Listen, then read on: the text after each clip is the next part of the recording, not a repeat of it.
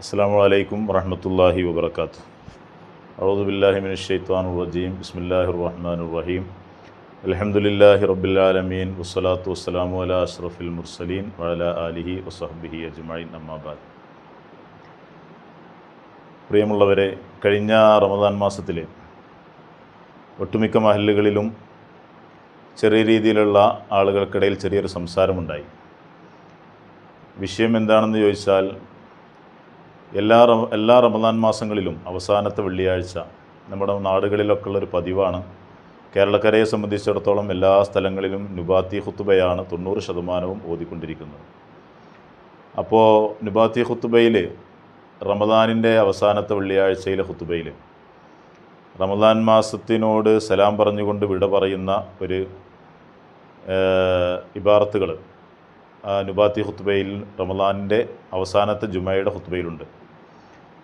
അപ്പോൾ കഴിഞ്ഞ റമദാൻ മാസത്തിൽ അവസാനത്തെ വെള്ളിയാഴ്ച ഈ ഒന്നുകൂടി കിട്ടാനുള്ള സാധ്യത ഉണ്ടായതുകൊണ്ട്, ഒരു വെള്ളിയാഴ്ച കൂടി വരാനുള്ള സാധ്യത ഉണ്ടായതുകൊണ്ട് ആ വെള്ളിയാഴ്ച, അതിൻ്റെ തൊട്ട് മുമ്പുള്ള വെള്ളിയാഴ്ച സലാം പറയണോ വേണ്ടയോ എന്നുള്ളൊരു ചർച്ച ഒട്ടുമിക്ക മഹല്ല് ഖത്തീബന്മാർക്കിടയിലും ഉണ്ടായിരുന്നു.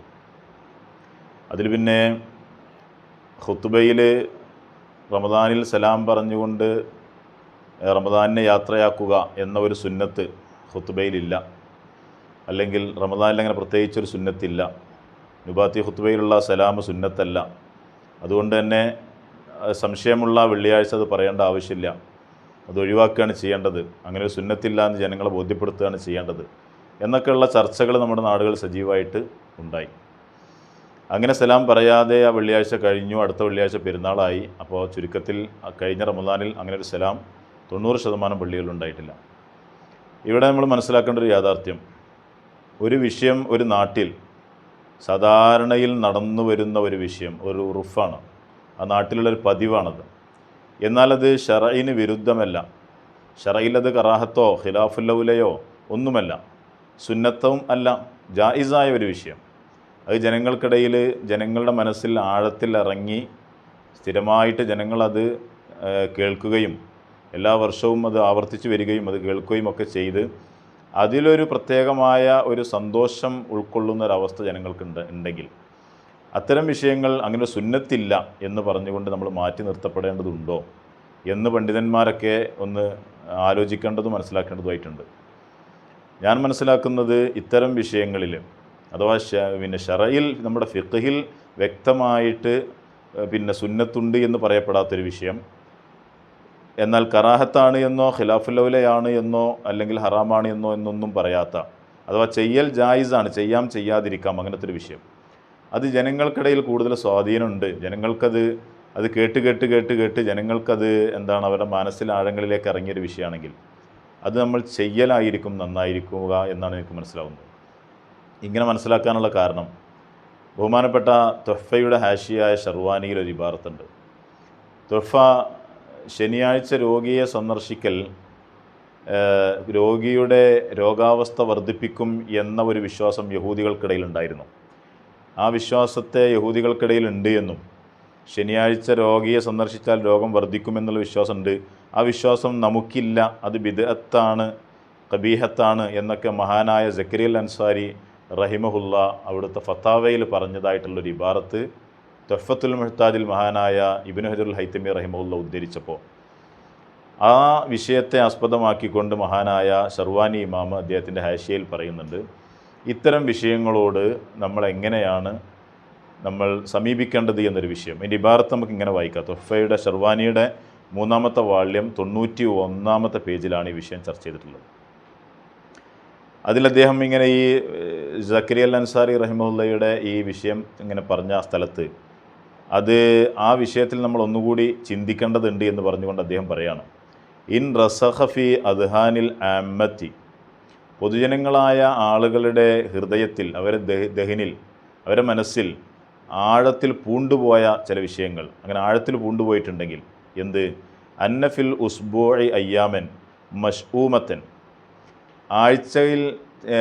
ആഴ്ചകളിൽ ചില ദിവസങ്ങളുണ്ട്, അതെന്താണ്? മഷ്ഊമത്താണ്, അഥവാ ദുസ്സഗുണമായ അല്ലെങ്കിൽ മോശമായ ശപിക്കപ്പെട്ട എന്താണ് ഒരു നല്ല കാര്യങ്ങളൊന്നും ചെയ്യാൻ പറ്റാത്ത രീതിയിലുള്ള ചില ദിവസങ്ങളുണ്ട് അലൽ മരീലി രോഗിയുടെ മേൽ. അപ്പോൾ ഒരാഴ്ചയിൽ പിന്നെ ചില ദിവസങ്ങൾ അത് രോഗികളുടെ മേൽ അതെന്താണ് ഒരു മോശമായ ദിവസമാണ്, അവർക്കൊരു നല്ല ശകുനമല്ലാത്തൊരു ദിവസമാണ്. അങ്ങനത്തെ ദിവസമുണ്ട് എന്നുള്ള വിശ്വാസം പൊതുജനങ്ങൾക്കിടയിൽ ആഴത്തിൽ അവരെ മനസ്സിലിറങ്ങിയിട്ടുണ്ടെങ്കിൽ, ഇതാ ഈദ ഫീഹ, ആ ദിവസത്തിൽ രോഗിയെ സന്ദർശിക്കപ്പെട്ടാൽ അത് രോഗിയുടെ മേൽ പ്രയാസങ്ങൾ ഉണ്ടാക്കും, അവർക്കതൊരു മോശമാകും, അത് മഷ്ഊമത്തായ ദിവസമാണ്, അന്ന് സന്ദർശിക്കപ്പെട്ടാൽ അതുകൊണ്ട് ദോഷമാണ് എന്നൊക്കെയുള്ള വിശ്വാസം പൊതുജനങ്ങളായ ആളുകളുടെ ഹൃദയത്തിൽ ആഴത്തിൽ ഇറങ്ങിയിട്ടുണ്ടെങ്കിൽ, ഫയംബഇ ലിമൻ ഉലിമ മിൻഹു എഴുത്തിക്കാതു ദാലിക്ക, അപ്പോൾ അത്യാവശ്യമാണ് ആർക്ക്, ലിമൻ ഒരുത്തന്, ഉലിമ മിൻഹു എഴുത്തിക്കാതു ദാലിക്ക, ആ വിശ്വാസമുണ്ട് എന്ന് അറിയപ്പെട്ടതായ, ആ വിശ്വാസം ആ ജനങ്ങൾക്കുണ്ട് എന്ന് അറിയപ്പെട്ടതായ ഒരുത്തനക്ക് അത്യാവശ്യമാണ് അല്ല യുആദ ഫി തിൽക്കൽ അയ്യാമി, ആ ദിവസങ്ങളിൽ രോഗിയെ സന്ദർശിക്കാതിരിക്കൽ, രോഗസന്ദർശനം നടത്താതിരിക്കൽ അവൻക്ക് അത്യാവശ്യമാണ്. എംബഴി എന്നാണ് പറഞ്ഞത്. എംബഴി എന്നത് അതിൻ്റെ ഇസ്തിലാഹ് എന്താണ് എന്നൊക്കെ പണ്ഡിതന്മാർക്കറിയാലോ. എംബഴി എന്ന് ഫുഖാക്കൾ പറഞ്ഞാൽ, ലാ എംബഴി എന്ന് പറഞ്ഞാൽ എന്താണ് എന്ന് മനസ്സിലാക്കേണ്ടത്, അത് എടുക്കേണ്ടതാണോ ഉപേക്ഷിക്കേണ്ടതാണോ, അതിൻ്റെ ഹുക്കും എന്താണ് എന്നൊക്കെ നമ്മളെ ഫവായിദുൽ മദനിയയിലൊക്കെ വളരെ വ്യക്തമായിട്ട് പറഞ്ഞിട്ടുണ്ട്. മഹാനായ ഖുർദീമാം വ്യക്തമായി പറഞ്ഞിട്ടുണ്ട്. അപ്പോൾ അല്ലാ യുആദ ഫി തിൽക്കൽ അയ്യാമി, ആ ദിവസങ്ങളിൽ രോഗിയെ സന്ദർശിക്കാതിരിക്കൽ അവർക്ക് അത്യാവശ്യമാണ്. കാരണം ലി അന്ന ദാലിക യുദിൽ മരീല വ യസീദു ഫി മറലിഹി, കാരണം ആ രോഗിയെ ഇവൻ്റെ സന്ദർശനം കൊണ്ട് ആ രോഗിക്ക് ബുദ്ധിമുട്ടുണ്ടാവും, അവൻ്റെ രോഗം വർദ്ധിക്കും. കാരണം അവൻ്റെ മനസ്സിൽ അങ്ങനത്തെ വിശ്വാസമുണ്ട്. പിന്നെ ശനിയാഴ്ച ദിവസം രോഗിയെ സന്ദർശിച്ചാൽ രോഗം വർദ്ധിക്കും എന്ന് യഹൂദികൾ അങ്ങനെ വിശ്വസിച്ച് അത് പൊതുജനങ്ങൾക്കിടയിൽ ആ വിശ്വാസം ആയിട്ടുണ്ട്. അപ്പോൾ പിന്നെ അത് ഇസ്ലാമിക വിരുദ്ധമാണ് എന്നും പറഞ്ഞ് നമ്മൾ ശനിയാഴ്ച തന്നെ ഒരു രോഗിയെ പോയി സന്ദർശിച്ചു. ആ രോഗിയുടെ മനസ്സിലാണെങ്കിൽ ഈ വിശ്വാസം ഉണ്ട് താനും. അങ്ങനെ സംഭവിക്കുമ്പോൾ ആ രോഗിക്ക് രോഗം വർദ്ധിക്കാനുള്ള സാധ്യത ഉണ്ട്. അതുകൊണ്ട് അത് യഹൂദികളുടെ വിശ്വാസമാണ്, അല്ലെങ്കിൽ നമുക്ക് കാര്യമൊന്നുമില്ല എന്ന് പറഞ്ഞിട്ട് നമ്മൾ മനഃപൂർവ്വം ശനിയാഴ്ച തന്നെ രോഗസന്ദർശനം തിരഞ്ഞെടുക്കാം.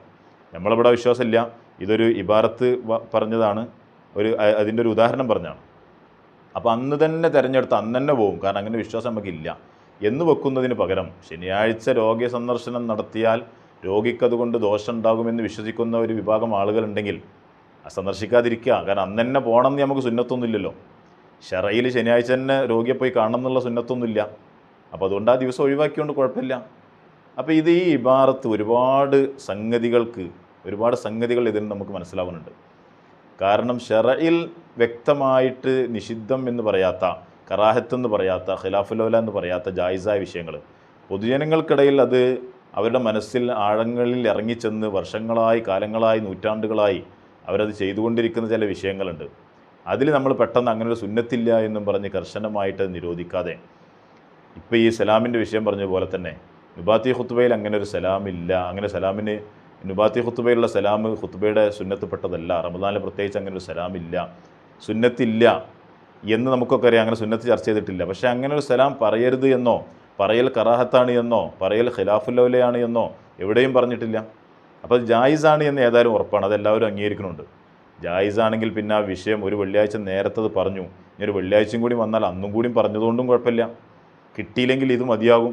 പക്ഷേ ഇത് സാധാരണ എല്ലാ വർഷവും കേട്ടുകൊണ്ടിരിക്കുന്ന ഒരു പൊതുജനത്തെ സംബന്ധിച്ചിടത്തോളം ഒരു കൊല്ലം ഇമാം ഖത്തീബ് അത് പറഞ്ഞില്ലെങ്കിൽ, ഇന്ന് ഉസ്താദ് റമദാനിന് സലാം പറഞ്ഞില്ല, അത് കേൾക്കാനായിട്ട് പ്രതീക്ഷിച്ചിരിക്കുന്ന ആളുകളൊക്കെ ഉണ്ടാവും.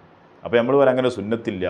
അപ്പോൾ ഇത്രയും കാലം നൂറ്റാണ്ടുകളായി മഹാന്മാരാകുന്ന വലിയ വലിയ പണ്ഡിതന്മാർ, നുബാത്തി ഖുത്ബ മിമ്പറുകളിൽ നിന്ന് ഓതുന്ന വലിയ പണ്ഡിതന്മാർ, അവരൊക്കെ ഇത് ശ്രദ്ധിച്ച് സലാം പറഞ്ഞു പോന്നിരുന്നവരാണ്. അതിപ്പോൾ നമുക്കാണ് തിരിഞ്ഞോ സുന്നത്തില്ല എന്നുള്ളത്.